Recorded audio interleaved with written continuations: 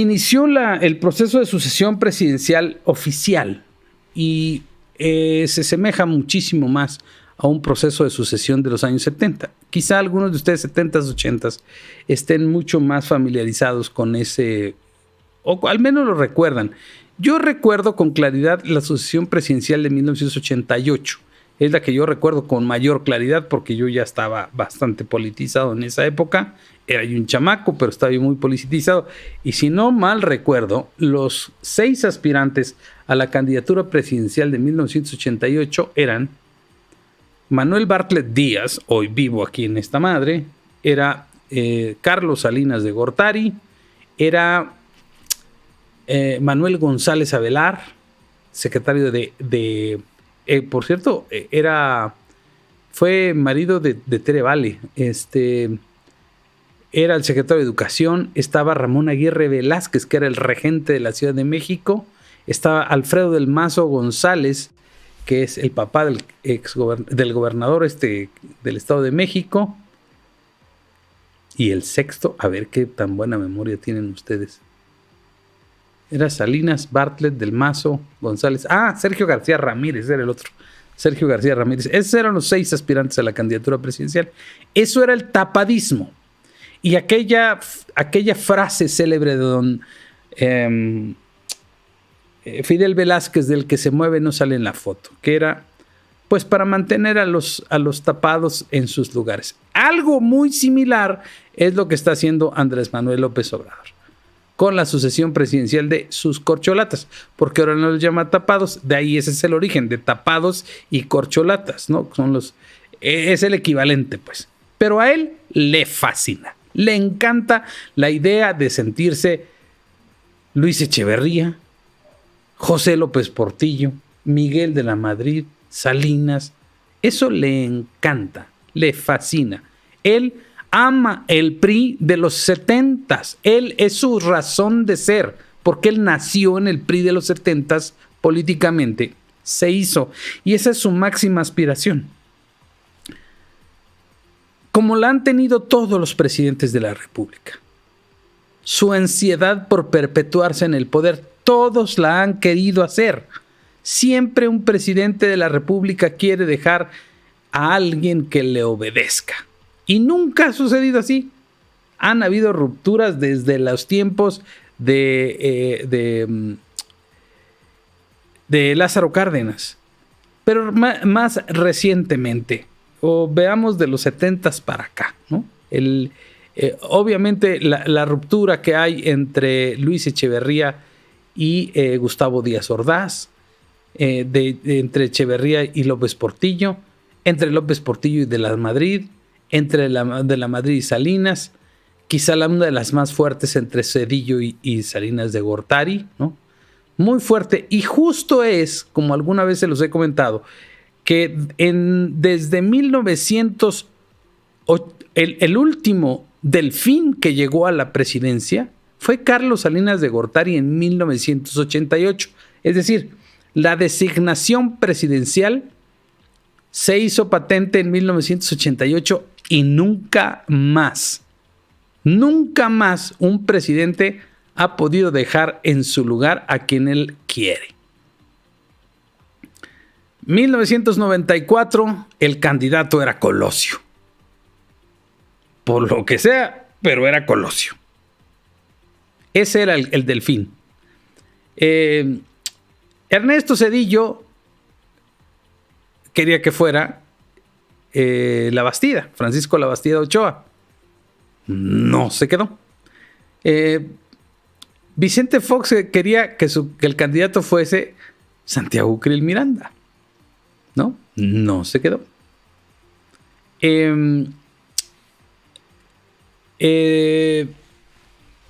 Felipe Calderón, ni siquiera Josefina, quien él quería que fuera el candidato era Ernesto Cordero y perdió hasta en las internas de la sucesión del PAN.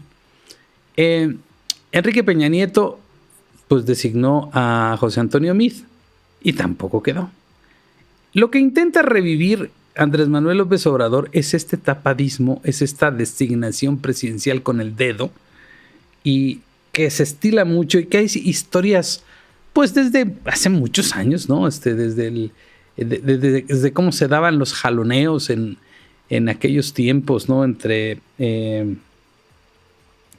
los 70, Alfonso Corona del Rosal, pues el propio Luis Echeverría, y más adelante con Mario Moya Palencia, ¿no? Y José López Portillo, pero era esta tradición mexicana del tapadismo en la que el presidente tenía toda la potestad de dejar en su lugar a alguien que él con su dedo designara.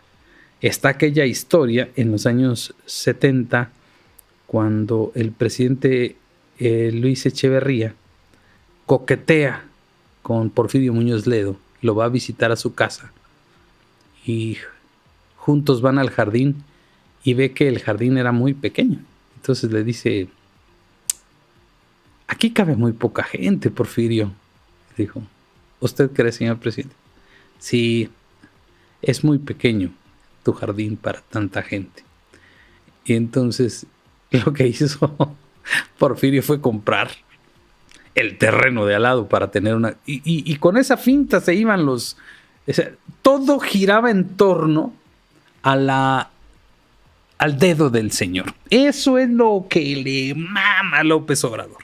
Que él quiere reencarnar en Luis Echeverría, en López Portillo, en De la Madrid, incluso en el propio Díaz Ordaz, porque ese es su ADN. Por eso tiene un pinche dinosaurio tan anquilosado como Manuel Bartlett, o al pinche corruptazo de Ignacio Valle incrustado en su gobierno, porque él es un priista de lo más rancio y asqueroso que hay en este país.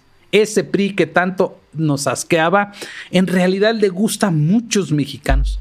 Le fascina a muchos mexicanos ese asunto de la sucesión presidencial, del dedo del señor. Y él se cree el pinche cuento en su cabeza enferma. Se lo cree. Él sueña con ser ese presidente. Es un imbécil, desde luego, porque ni siquiera tiene la estatura intelectual que tenían, por más perversos e hijos de la chingada que fueran los anteriores. Este güey no tiene ni eso.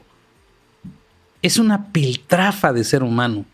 No es ni siquiera, no guarda ni las formas, ¿no? Es un tipo autoritario a lo pendejo.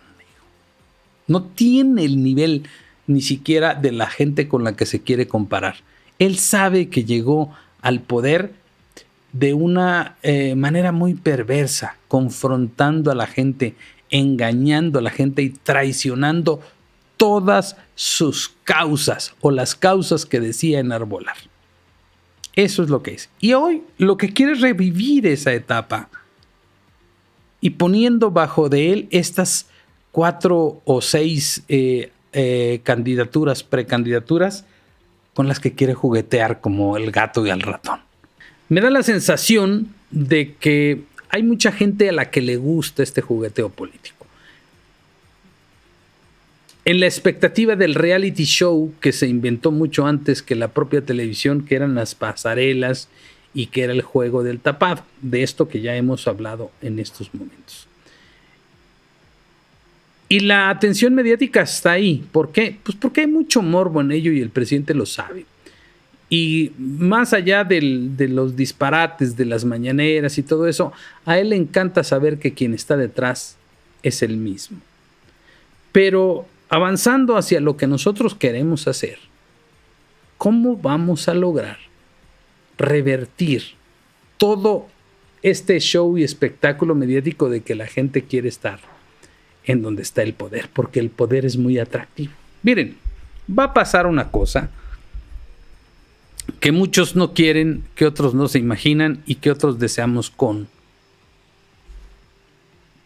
todo el fervor del mundo. Muchísimas gracias, Osvaldo Treviño, por tu generoso patrocinio, amigo. Gracias por estar ahí.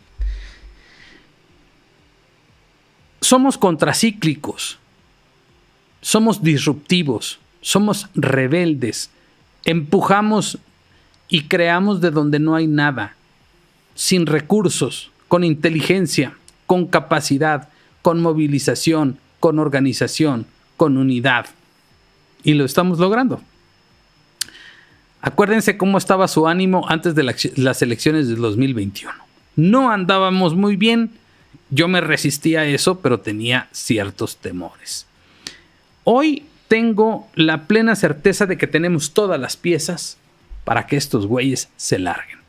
Solo hay que saberlas poner en su lugar. Respirar profundo, apostar y apelar a la unidad, al entendimiento y dejar a un lado cosas que son inherentes a los seres humanos, a las que tenemos que renunciar. Al protagonismo, al ego. Esto incluye una autocrítica, desde luego. Tenemos que renunciar a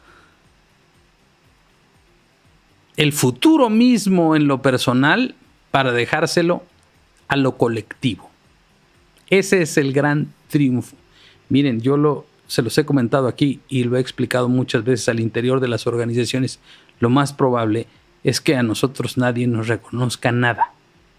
¿Por qué? Pues porque los méritos siempre se los llevan otros. Y eso no importa. Por eso lo importante que hay que dejar sobre la mesa en estos procesos es que tienes que ser generoso. Eso creo que es la parte más importante. Procurar la unidad. A veces tragarte cosas en favor de la unidad. Hay cosas que tienes que dejar de lado. Tienes que caminar en el mismo rumbo de personas, símbolos y significados que significan agravios. Pero hoy la situación de emergencia lo amerita. Ayúdenme a compartir, pónganle like, porque ni la mitad apenas ha puesto likes. Ahí sí se van a Typical y ahí ponen 10,000 likes y en este canal no. Los voy a correr de aquí. No, es cierto. No solo en las reuniones de Unidos con otras organizaciones, con el Frente Cívico, con muchos de ustedes de la Quinientocracia, hemos discutido este tema de cómo tiene que ser el proceso hacia el 2024, pues ya la parte final de todo esto, lo que nos hace falta, el último jalón, pues, ¿no? Y una de las cosas que nos debe quedar clarísima es que todo lo que sigue de aquí en adelante, bueno, como siempre, como lo ha sido, pero ya en específico en esta última etapa, todo va a ser cuesta arriba. Nada va a ser zona de confort, nada va a ser fácil. Para donde quieran ustedes verle, nada va a ser sencillo. Todo va a ser muy complicado, muy adverso, cuesta arriba, pero eso no significa que nos vayamos a desanimar, sino al contrario. A mí, no sé ustedes, pero a mí me encantan los retos. Les decía que esta contienda ha sido y va a ser profundamente desigual. Tenemos una cancha dispareja, tenemos un equipo con más jugadores, con más presupuesto, pero miren, no es ni la primera vez ni es el primer gobierno que teniéndolo todo se va a ir al carajo, ¿no? Ya varios ya se fueron al carajo y va a volver a suceder porque hay algunas personas que no lo creen, pero en realidad sí somos mayoría. La gente que apoya a López Obrador no es una mayoría. Y además López Obrador no va a estar en la boleta. Ni su popularidad es heredable. Lo que vamos a ver en estos procesos de campaña, por eso les prohibieron los debates, es esta ruptura y división que es inevitable porque la lucha por el poder, en la manera en la que lo conciben ellos, es desbocada, es fratricida, es vulgar, es arrabalera. Por eso este asunto de que ahora resulta que les van a dar 5 millones a cada uno, para que se van a chingar 30 millones de pesos en campaña de tus impuestos, ¿eh? No vayas a creer que no. Es presupuesto público declarado pública y abiertamente. Y les vale madre. O sea, todavía no ha iniciado formalmente el proceso electoral y ellos se van a gastar 30 millones de pesos del presupuesto público. No entiendo cómo los van a justificar ante el INE, porque dicen que lo van a justificar ante el INE. ¿Cómo vas a jugar? Es que nosotros ya jugamos el partido, pues si todavía no empieza. Y tú ya te gastaste 30 millones de pesos en una campaña anticipada, abiertamente anticipada, valiendo la madre la ley, todo. Eso, contra eso. Y a lo mejor nos desesperamos porque el INE y el Tribunal Electoral no encuentran los asideros para ponerles un alto, lo que sea. Contra eso vamos a ir. Contra el acarreo que vimos de Claudia Sheinbaum en el Monumento a la Revolución ayer. Con este abusivo uso de recursos públicos. Es que el problema no es que estos sean unos auténticos hijos de la... Como lo eran los anteriores, Nomás que estos cabrones se vendieron como las hermanas de la caridad revueltas con San Francisco de Asís con Nelson Mandela y Gandhi, ¿no? Nosotros somos la cuarta pinche maravilla del mundo y están más podridos y más corruptos que cualquiera de los anteriores. Y justifican sus estupideces diciendo, es que los otros también lo hacían. Los que iban a ser diferentes. Ya les valió madre, ya eso ya... Pero el problema principal no es que estos sean unos auténticos hijos, sino que hay tanta gente gandalla en México. Afortunadamente no son mayoría, pero hay tanta pinche gente gandalla en México que no solo le gusta eso, espera que las cosas sigan así.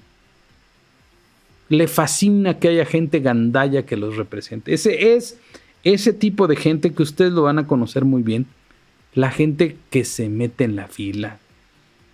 La gente que se estaciona en lugares reservados para personas con discapacidad. Los violentadores en sus familias. Los intolerantes. Los que si se encuentran algo se lo chingan porque es mío. Los que ven cómo se joden al otro. Ese tipo de gente que tanto detestamos es la que se ve fielmente representada en Morena. Y que antes tenían como cierto límite porque tenían la concepción de que sí eran gandallas, sí eran unos mierdas de personas, pero había algo que los contenía. La exposición pública. Pero cuando llega el dios del gandallismo, de la chingadera, del ser ojetes. Gracias, Alma Lilian. De esto que representa a tantos mexicanos resentidos, gandallas, con el alma podrida, pues ellos se sienten bien representados. Gente como les decía el otro día, como el gobernador de Veracruz, que volvieron a reaprender a la misma jueza adulta mayor, tratándola como delincuente. Es que esos son mayúsculos atropellos que ya no debemos permitir. Y hay gente que es feliz con eso. Yo veía las fotos estas despidiéndose de Claudia Sheinbaum, la gente decir, güey, es que sobre ti pesa la muerte de 26 personas en el metro y estás impune. Al imbécil del Pepe Merino, que festeja acaso que les dio ivermectina a gente que se murió porque la mierda que les dio no era para eso. Dejaron morir a tantos niños con cáncer. Es que eso me pudre. Eso no puede seguir pasando. Ya pasó, pero no puede seguir pasando y además no puede quedar impune. Pero hay mucha gente a la que le gusta eso. Es increíble, pero hay gente que nació con el alma podrida y que no le importa la vida de los demás, que nunca le ha importado lo que pase mientras él se beneficie, que se lo lleve el carajo todo, aunque... Hay gente que no le importa colaborar con un crimen, con un delito, con tal de beneficiarse.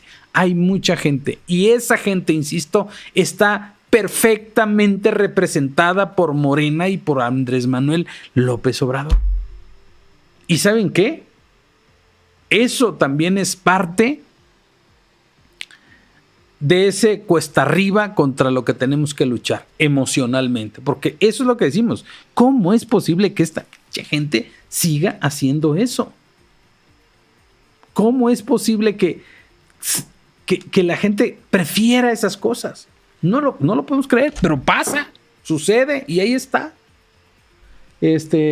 Miguel ML, muchas gracias. Ingrid del Valle, Osvaldo Treviño, gracias por estar ahí, por sus generosos patrocinios. No es que se nos olvide que eso está pasando y que eso es que llegan al final de su etapa como funcionarios públicos de esta administración y se van como si no hubiera pasado nada. Como si de veras lo que hicieron hubiese sido una verdadera gracia. Pero contra eso tenemos que luchar, contra la injusticia, contra la inequidad.